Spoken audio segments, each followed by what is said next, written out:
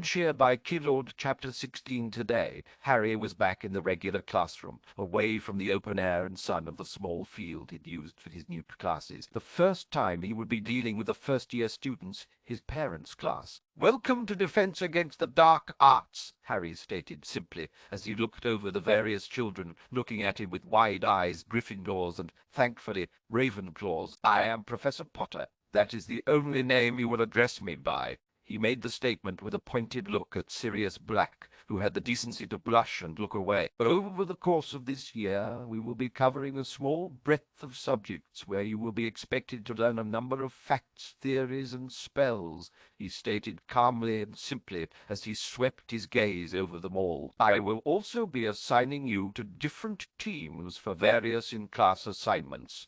There will be one more often than not over the course of the year, and your participation will be counted towards your grades." When no one made any immediate comments, he nodded his head. "To begin with, we'll start with the most fundamental basic of this class. What is the point?" Numerous hands went up. "Mr. Snape," he asked calmly, as he nodded his head to the boy. "To learn how to defend ourselves against the dark arts," Snape stated, with a remarkably flat tone that made several of the students stifle giggles. "1 point to Ravenclaw for your cheek, Mr. Snape," Harry stated, with the slightest smile on his face. "Close, but not quite correct. It is called Defense Against the Dark Arts because it certainly sounds more engaging than Surviving the Dark Arts." They stared at him, and he smiled a bit more.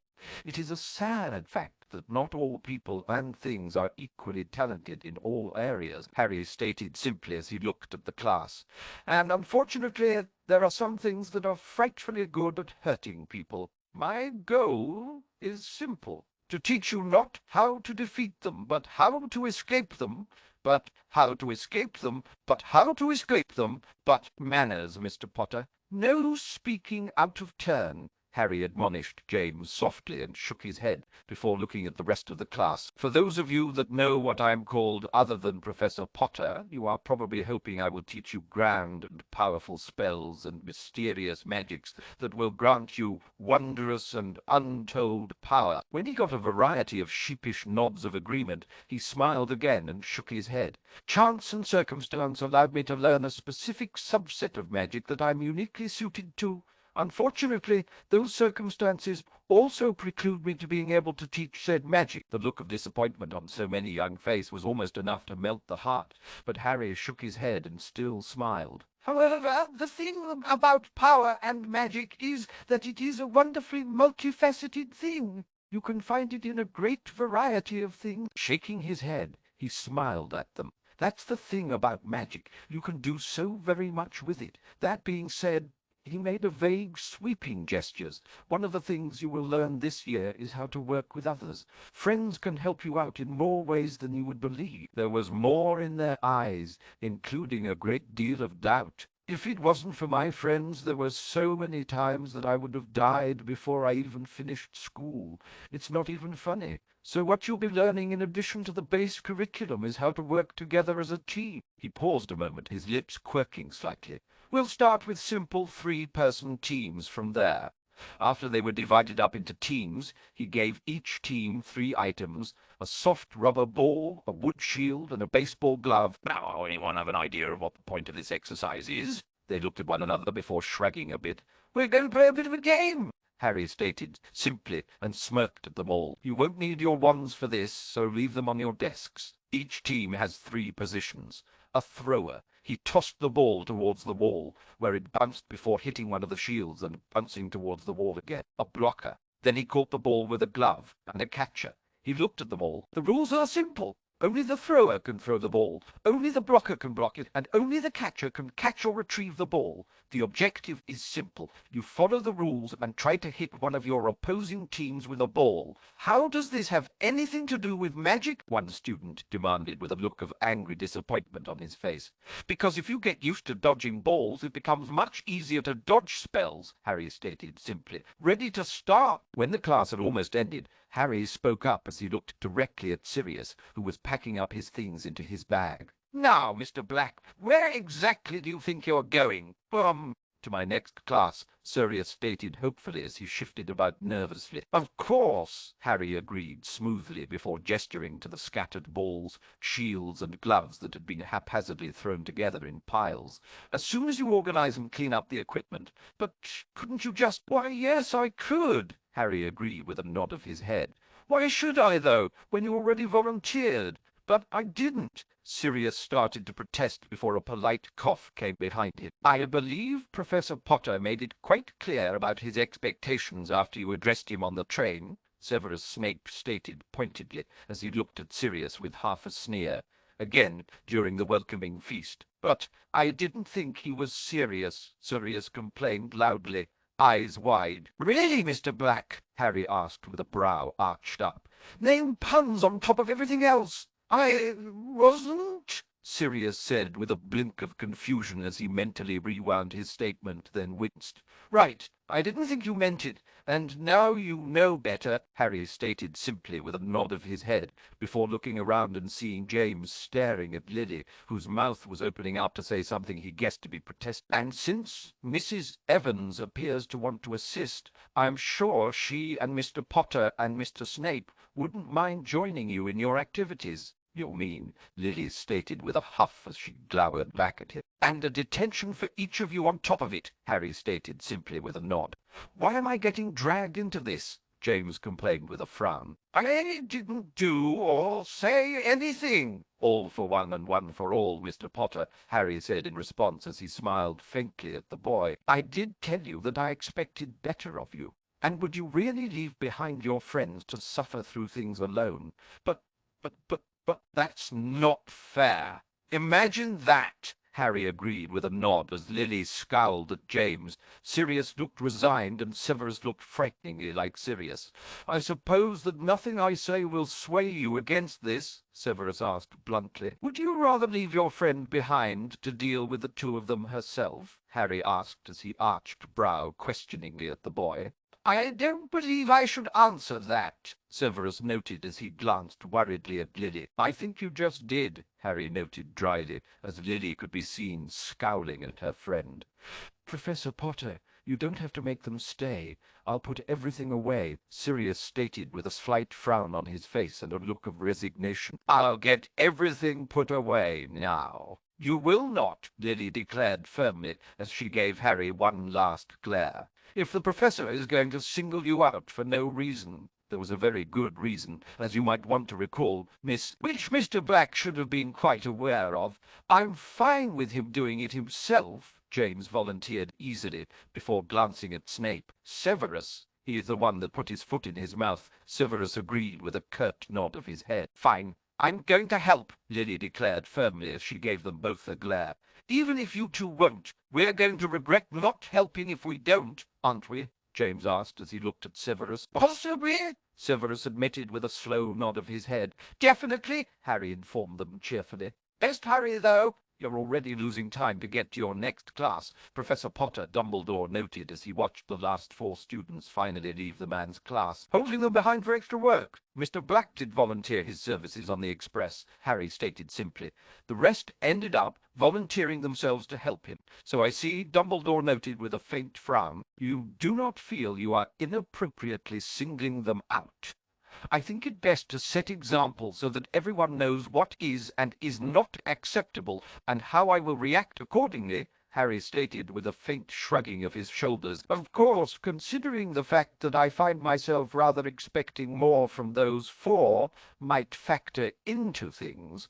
I can even understand why that might be the case, Professor Potter, or at least in the cases of Messrs. Black and Potter, but Mrs. Evans and Mr. Snape?" Dumbledore asked, a hint of warning in his tone. "Wait, what?" Harry blinked a moment as he looked back at the man in confusion about exactly what he was implying before his eyes narrowed into slits. "You would not be implying that my actions had anything to do with blood status?" It was not a statement so much as a warning as he glared back at the man. "You do realize how it looks, then?" Dumbledore pressed as he gave him a level look. "You are affording them no small amount of attention." "Yes," Harry agreed through gritted teeth and clenched jaw, "because they were the ones that decided to slip in and take the seats in the compartment I was on in the train.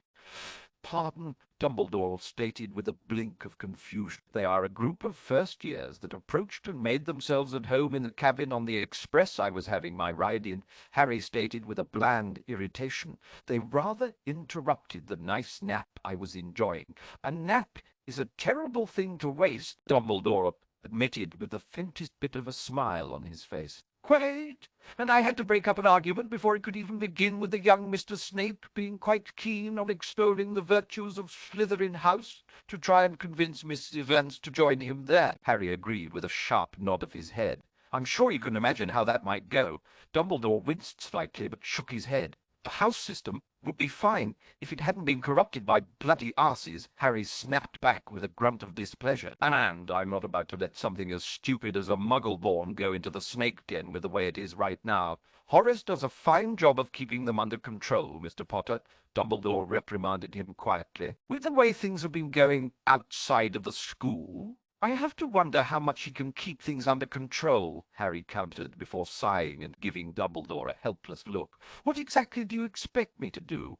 Take a chance with a new student's life like that?" "I had hoped that you had more trust in us to ensure that our students are taken care of," Dumbledore stated with a look of disappointment. "Does it really look like I've seen enough examples of that to really believe that?" Harry shot back with a sigh of irritation. "I understand you're trying, and while there are attempts to recruit and further lines of bigotry, we are aware of them, Mr. Potter," Dumbledore stated sternly, "and we are combating them. I would advise you to not allow your prejudices about certain families blind you to things." Harry bit the inside of his mouth for a moment, before taking a long, slow breath, then letting it back out. "I can see why you might see things that way. And if I didn't know that Voldemort has been actively infiltrating and recruiting the house through his supporters' children, I might not be so quick to advise as I did. Be that as it may, I can assure you that none of his followers are among the staff here, and that we will not stand for such actions," Dumbledore stated firmly as he gave Harry a look. "And while there might be some division, I can assure you that you can be everywhere at once and monitor every student's statements, even when none of you are present," Harry asked with a snort and a mild glare before sighing. "Perhaps it is simply because it's been so much longer for you since you were that age, but I can quite remember how children were when I was one, and how clever they could be at making sure they only acted when there was no one else around." He paused for a moment, taking a slow, deep breath before letting it out. "Or perhaps you've forgotten how just a look can hurt as a child." "I haven't. I can't. But either way, such an argument is moot. The hat put Missy Evans in Gryffindor,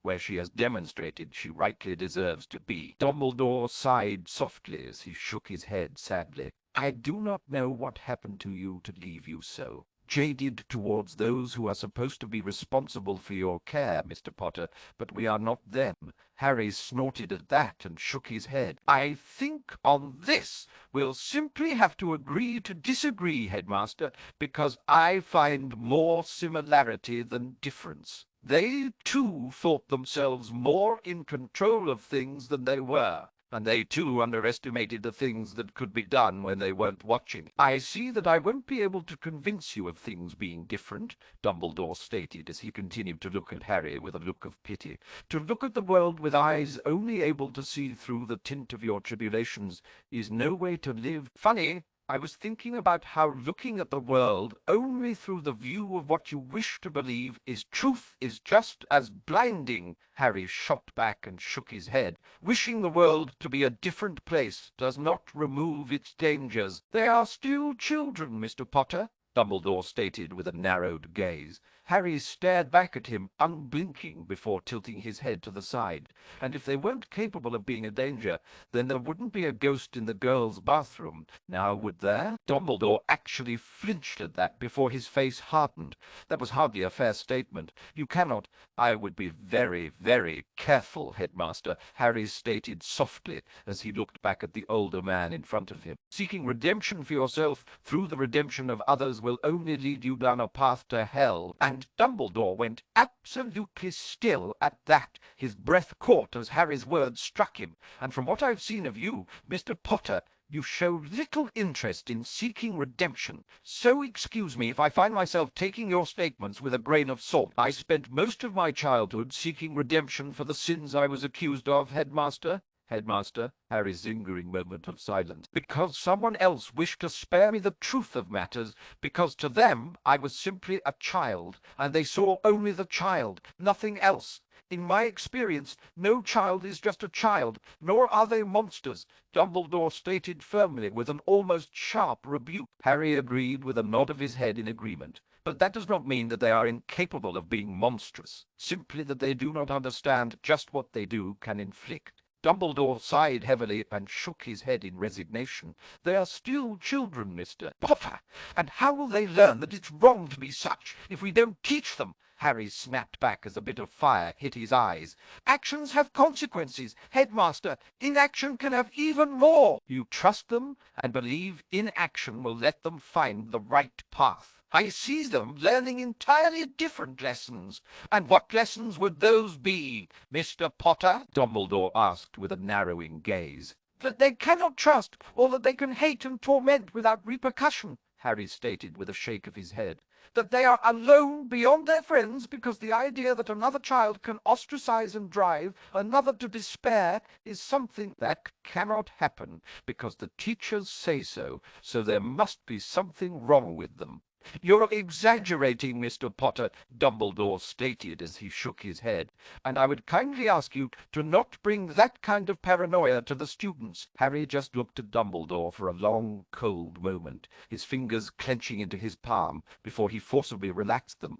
Words were already on the tip of his tongue.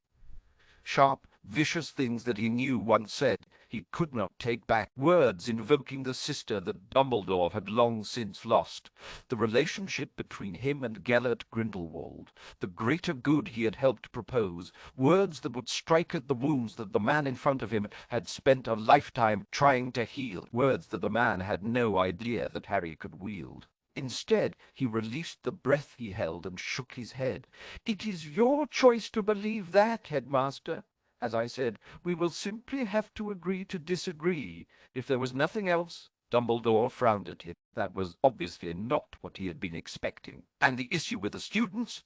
As far as I can tell, there is none, Headmaster, Harry stated pointedly, as he gave the man a long look, unless you're trying to show favoritism and prejudice you had previously claimed to not hold. For a long moment, Dumbledore just stared back at him, eyes glinting dangerously. I had thought that after your experience with the Board of Governors, you would be more amenable to compromise, Mr. Potter.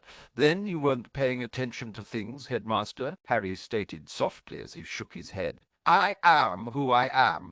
I take care in how far I will push my students, but I will push them, and I will not apologize for seeing that a student does not suffer needlessly when I have the opportunity to correct that. Miss Evans hardly seems the type to need your protection, Mr. Potter, Dumbledore reminded him with a look of irritation. And you're the one that's assuming she was the one I was protecting, Harry responded with a shake of his head. Because I can assure you, Headmaster, out of all of the students present in that compartment, she was the one I was protecting the least. Explain, please, Dumbledore stated with a deepening frown. No, Harry said with a shake of his head. We've already seen where that leads us, an endless loop of going nowhere. And unlike you, Headmaster, I can learn and change my approach to things. When he frowned and then simply left, Harry had little illusion that he had lost a good deal of the respect and leeway he had previously been granted with the man, though in turn he wasn't sure if the man had realized he had done much the same with him. He wasn't sure exactly if the man truly did not understand or was simply deluding himself by refusing to face reality, but he hadn't grown up in the same household as Dudley Dursley. He hadn't seen the casual monstrosity that a child could be capable of, simply because they didn't understand what the problem was, and he hadn't seen what it sometimes took to make them realize exactly what they were doing. He sighed wearily and shook his head. At least the class was over with and he could move on. Hopefully the remainder of the day would not be as engaged and frustrating. Hello again. The voice behind those words made Harry groan softly as he froze stiffly in place as his hand rested on the knob of the door to his room. Mrs. Black, I thought that we already had a discussion on all this. Do we really need to cover it once more? I was thinking we did. Bellatrix agreed with a much more relaxed tone that he wasn't quite used to from the girl. Of course! His last two encounters could best be summarized as traumatically terrorizing her and her overly stiff attempts to get into quarter of all things. Sighing softly, Harry released the knob from his grip and slowly turned around. Then he blinked a moment. A slight tilt of his head a moment later, and he was arching a brow behind his glasses. Bellatrix grinned back at him, her hands resting in a soft leather jacket over a simple black V-neck shirt with gold trim, as she cocked her hips slightly to the side, showing off how the denim of her bell-bottoms clung to her hips and down her thigh. I had a feeling we could actually have a talk this time, she stated, grinning at him with an uncharacteristic predatory grin, her dark eyes sparkling. He was used to the predatory look of Bellatrix Lestrange, demented mad woman wanting to spill his blood as violently and painfully as possible. The predatory look of Bellatrix Black was the look of a woman who didn't want to spill a single drop. It was a look he vaguely remembered seeing on the faces of more than a few women over the years,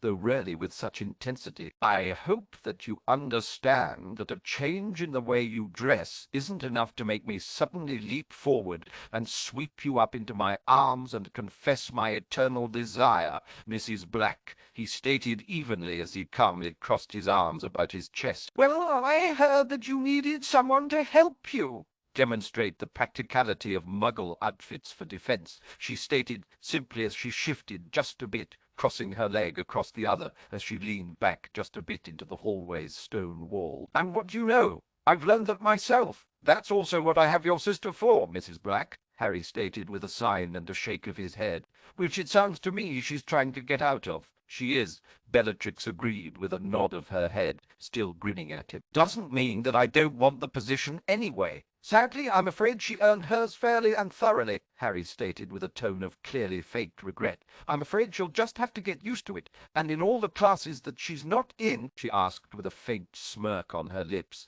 as she pulled one hand out of her jacket and rested it on her hip. You wouldn't be planning to deprive her of her other classes, would you? No, but I would deprive her and Mr. Tonks of their snog time. He responded easily enough as he crossed his arms about his chest, which means she can make up her classes with her other teachers.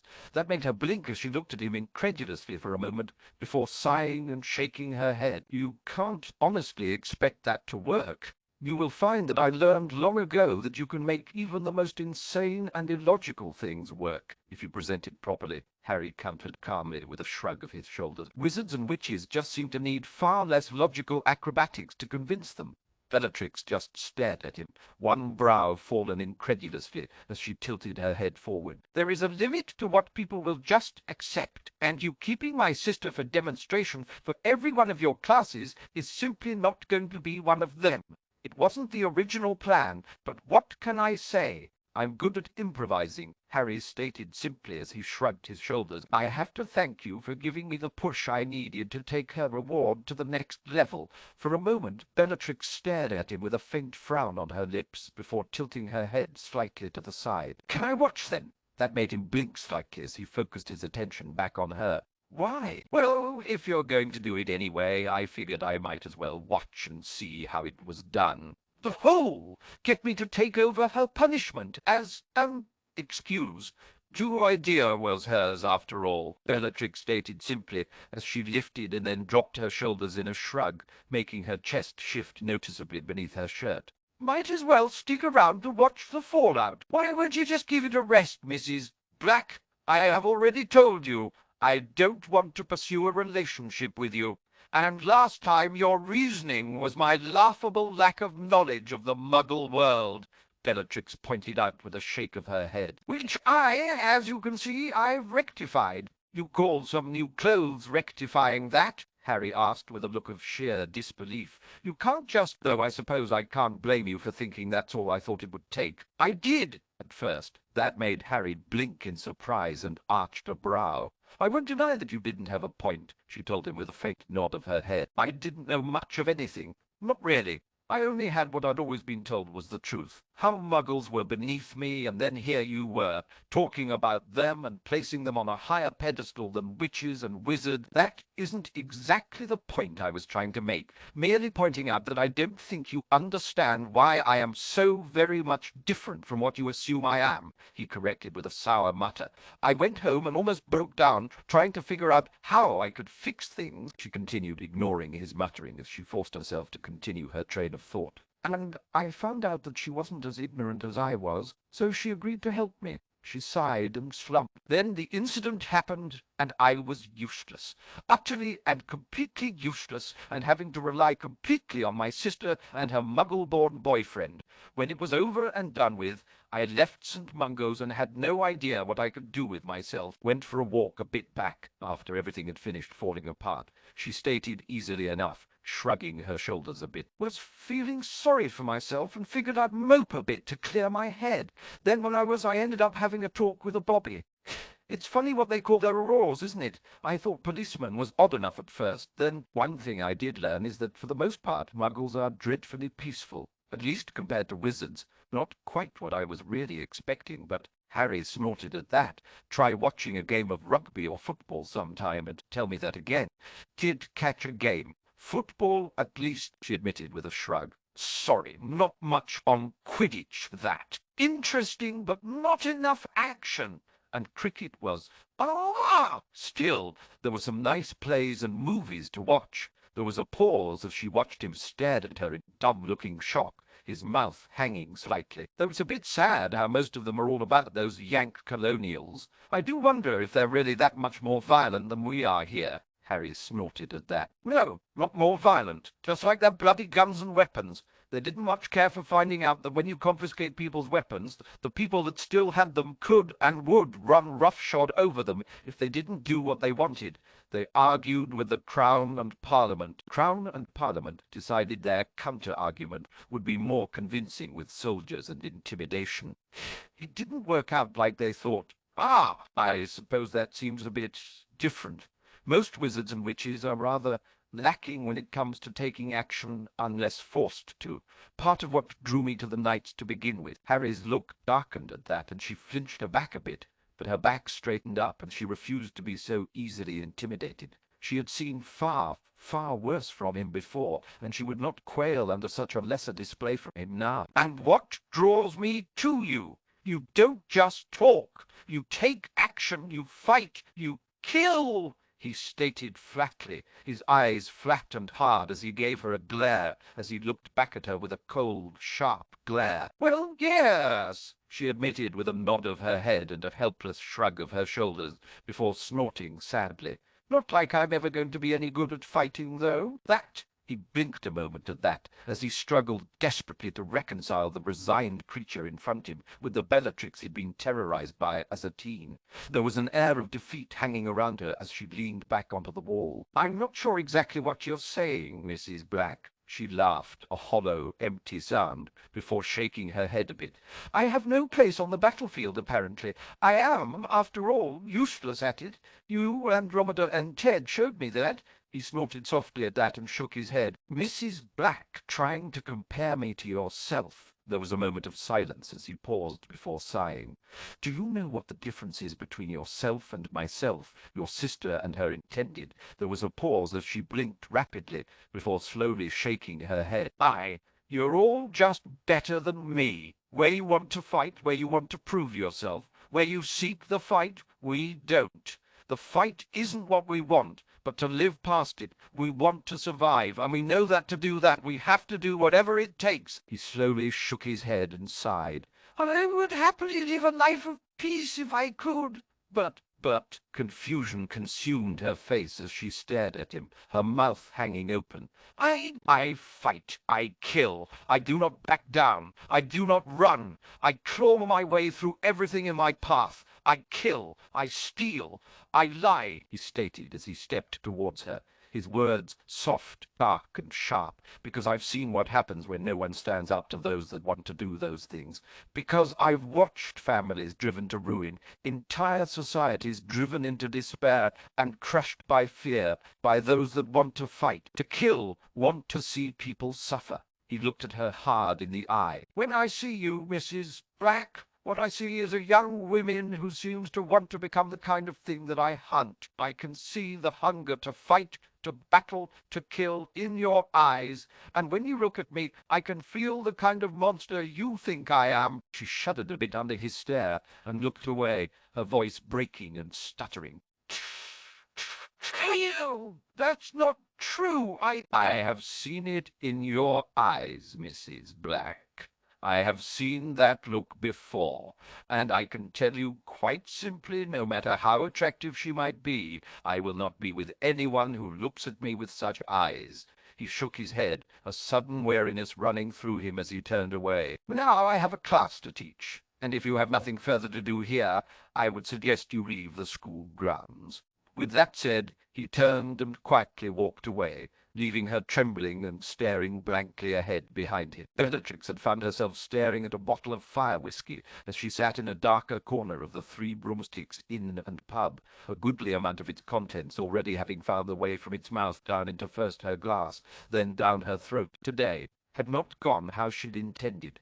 Again, she had thought she was finally making headway in everything, that she was finally going to actually make some progress with him. Instead, she found herself further back than she ever imagined she could be. She stared at the amber liquid in the glass in front of her, and felt her shoulders slump down in resignation as she lifted the glass up a bit towards her lips, as she could practically hear her aunt and mother's voices flitting through her mind, calling her worthless, foolish, a blood traitor. She would sneer at the last, no matter what truth might be in the rest of it.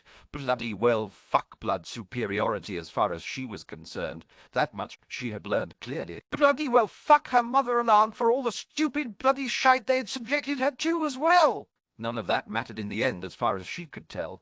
Power wasn't about blood, wasn't about breeding. Power was about something that she was convinced she would never really have. So she could do a few things to muggles, make them scream, hurt them, leave them helpless before she killed them. She'd have found it easy just a few months ago. Only now, when she thought about it, she thought about the policeman who'd taken the time to speak to her, to try and cheer her up.